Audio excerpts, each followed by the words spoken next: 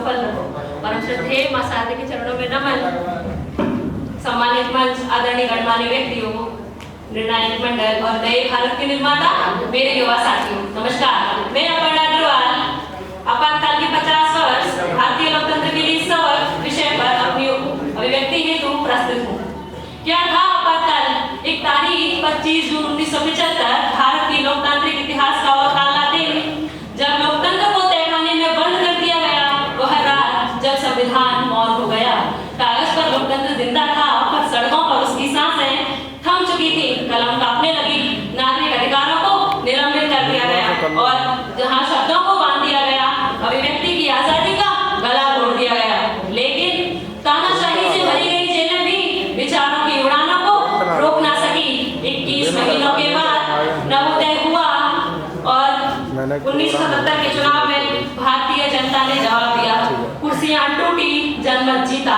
हमने सीखा कि भारत का लोकतंत्र कोई तोहफा नहीं, ये हमें संघर्ष में मिला है।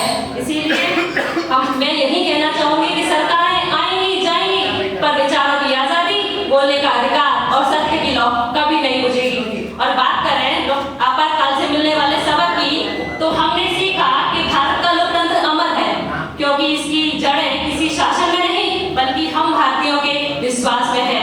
आपात संविधान हत्या का यह दिवस हमें याद दिलाता है कि कोई भी व्यक्ति या सत्ता संविधान से बड़ी नहीं हो सकती। जनता ही अंतिम निर्णय देने वाली शक्ति है।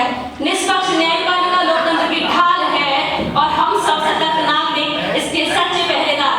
और आपातकाल ने हमें बताया कि सत्ता भले ही निरंकुश हो जाए, लेकिन भारत की एकता और अखंडता सदैव के लिए अक्षुण्ण है, जो हम भारत के लोग की भावना को साकार करती है।